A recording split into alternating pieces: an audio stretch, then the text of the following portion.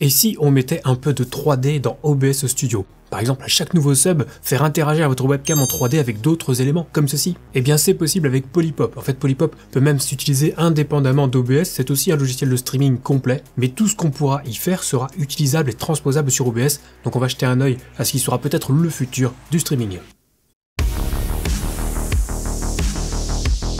Hello YouTube, c'est Tom. Alors avant de démarrer, je voudrais saluer Gaël Level qui a mis un gros coup de projecteur sur ce logiciel, donc n'hésitez pas à passer voir sa chaîne YouTube, ses vidéos sont en anglais mais ça vaut le coup, et il filme notamment pas mal de do-it-yourself, c'est super intéressant. Je précise également que cette vidéo n'est pas un tutoriel pour apprendre à se servir de Polypop, c'est plus une présentation globale des possibilités offertes par ce logiciel. Des tutoriels basiques sont disponibles quand vous lancez Polypop pour la première fois, et je vous conseille vraiment de les suivre, ils sont relativement courts, donc si ça vous tente, vous trouverez le lien du site internet dans la description, et vous pourrez ensuite donc le télécharger à partir de là, puis l'installer. Mais alors Polypop c'est quoi? C'est un logiciel de streaming avant tout, mais qui associe au stream des fonctionnalités diverses et variées, notamment celle d'incorporer des éléments en 3D sur votre stream et ou des éléments interactifs. En fait c'est un mix entre OBS, les plugins pour OBS, After Effects, le Board, avec en plus de la 3D dedans. Bon du coup c'est un logiciel assez costaud avec une interface un peu poussée et différente de celle d'OBS, ça veut dire qu'il faudra quand même un petit temps d'apprentissage, mais déjà rien qu'avec les tutos de base on arrive à faire des trucs sympas et je vais vous montrer un petit peu à quoi vous attendre avec ce soft. Alors sans tout détailler non plus parce qu'il y a énormément d'options, c'est comme si je voulais détailler toutes les options d'After Effects ou de Blender, la vidéo ferait 1 heure. Donc là on va voir l'essentiel, la base de chez base, mais ça nous donnera déjà de quoi faire quelques petites choses sympas. Alors l'interface de base de Polypop est relativement simple au final, on a une grande zone qui correspond à notre scène, comme sur OBS avec le nom des scènes en haut et la possibilité d'en créer des nouvelles. Sur la partie droite en haut on trouve la liste des sources présentes dans la scène, et en bas on trouvera les propriétés des sources et des éléments qu'on ajoutera à notre scène, notamment les propriétés transform qui permettent de redimensionner et repositionner avec précision un élément. Et c'est là où ça deviendra un petit peu plus complet et un peu comme After Effects, en simplifié, cela dit. Dans les propriétés de base de la scène, on peut par exemple modifier la couleur de fond, et évidemment on peut ajouter des sources ou des éléments. Et au niveau des éléments ou des sources, on trouve un peu de tout, avec évidemment des éléments en 2D classiques, comme on peut trouver sur OBS, webcam, fichiers médias, le texte, des cadres, capture de fenêtres, mais aussi des éléments en 3D, que ce soit des éléments simples ou carrément des presets, c'est-à-dire des effets déjà tout faits qu'on pourra modifier par la suite. On trouve aussi des objets en 3D pour agrémenter votre overlay, objets qu'on pourra bien sûr faire réagir entre eux. On trouve des presets déjà associés à des raccourcis clavier, exemple avec cette petite traînée de cœur qui pourra éventuellement être déclenchée à chaque nouveau follow sur votre chaîne. Et on trouve aussi des filtres d'images et enfin des presets pour Twitch avec des animations, des mini-jeux, des alertes, et ça on va y revenir. Mais ce n'est pas tout, il y a aussi la librairie qui est accessible via le bouton en bas à gauche qui permet d'ajouter des éléments qui serviront ensuite de source dans nos scènes. Par exemple, c'est ici que j'ajoute ma webcam pour que je puisse ensuite la réutiliser sur un élément 3D. Je peux ajouter mon micro, des raccourcis, les événements Twitch qui me permettront de lancer des interactions, ça aussi on va y revenir. Et on peut également importer ses propres modèles 3D, les formats supportés sont nombreux, de 3D Studio à Lightwave en passant par Blender, bref, on peut importer des objets 3D qu'on a créés nous-mêmes. Et là on va revenir sur les interactions parce que c'est aussi le point fort de Polypop. Alors pour chaque objet on va pouvoir ajouter des modes, des modificateurs, il en existe plusieurs, ça dépendra du type de source, mais par exemple sur une webcam en 3D je peux ajouter un mode spin qui fera tourner ma webcam en 3D. J'ai d'autres modes comme celui qui permet de gonfler la cam comme un ballon ou celui qui permet de changer la couleur si une collision est détectée. Mais le mode qui m'intéresse ici c'est le mode physics, c'est ce mode qui va dire à Polypop que la webcam doit interagir avec tous les éléments qui auront ce mode physics. Exemple avec ce geyser de pièces qui est un preset Twitch disponible d'emblée. Si j'ajoute ce geyser, vous voyez que les pièces traversent la webcam. Et bien si j'ajoute le mode physics sur ma webcam et que je fais quelques petits réglages comme ça, et vu que le mode est déjà présent aussi sur les pièces, et bien maintenant j'aurai une interaction entre ma webcam et les pièces, c'est quand même super stylé. Donc on a vu qu'on pouvait faire interagir les objets entre eux, mais on peut aussi faire évidemment réagir les objets à des événements particuliers. Raccourci clavier, compte à rebours, alerte Twitter, alerte Twitch. Pour Twitter, pour l'instant, il n'y a qu'une option pour faire une action à chaque nouveau tweet. Mais pour Twitch, il y a la totale. Voici quelques éléments avec lesquels vous allez pouvoir faire réagir les objets.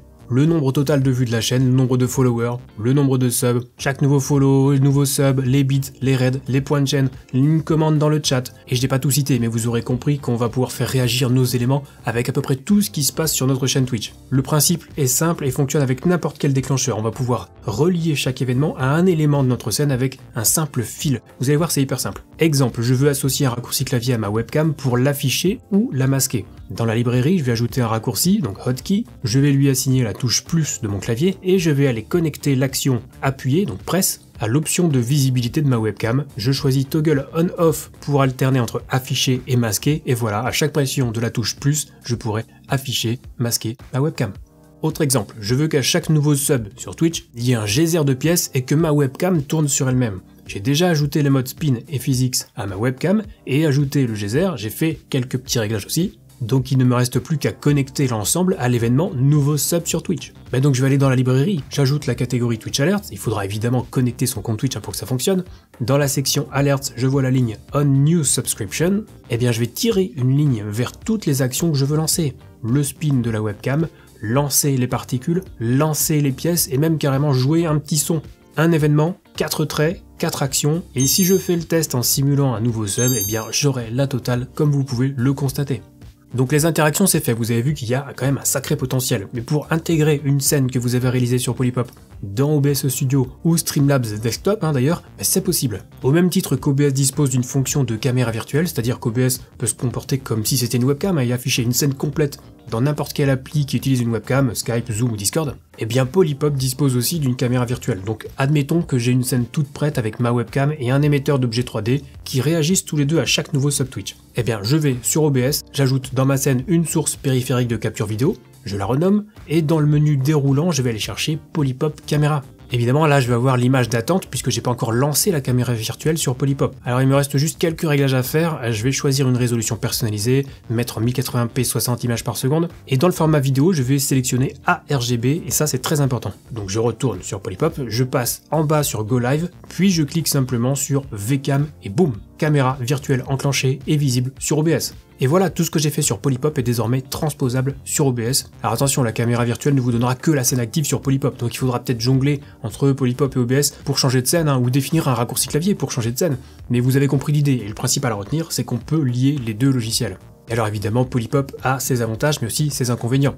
Au niveau des avantages, on a le fait que les animations sont uniques, puisqu'elles sont générées aléatoirement, ce qui veut dire qu'à chaque nouveau sub, vous aurez une alerte unique et jamais deux fois la même. Enfin en tout cas sur le papier et selon les réglages que vous aurez apportés à vos interactions évidemment. Deuxième point positif, c'est l'intégration OBS qui est possible par le biais de la caméra virtuelle de Polypop. On vient de voir comment il fallait faire, ça marche sans problème, sans latence, sans perte de qualité, donc possibilité de continuer à utiliser OBS, notamment pour tout ce qui est réglage du stream en termes de bitrate et d'encodage, parce que c'est vrai que de ce côté, Polypop est quand même plutôt limité. Et troisièmement, c'est quand même hyper original, puisque des streams avec des éléments 3D, on n'en voit pas tous les jours, a fortiori avec des éléments qui peuvent interagir entre eux. D'un point de vue créativité, ça ouvre des possibilités dingues. Et vraiment, si j'avais le temps, je pense que je ferais un stream entièrement en 3D. Et au niveau des inconvénients, ça nécessite quand même un bon PC pour gérer les objets 3D et les collisions. Et plus vous en aurez, plus il faudra de puissance, ça peut vite devenir gourmand. Et si vous avez un vieux PC, il faudra peut-être oublier Polypop, sinon ça sera potentiellement très saccadé. Deuxième point négatif, c'est l'interface qui est très dense, avec donc un temps d'apprentissage assez élevé pour appréhender toutes les options, et elles sont très nombreuses. Donc commencez déjà par les tutoriels de base, et ensuite vous pourrez éventuellement jeter un œil sur la chaîne de Polypop, d'autres tutos sont d'ailleurs disponibles.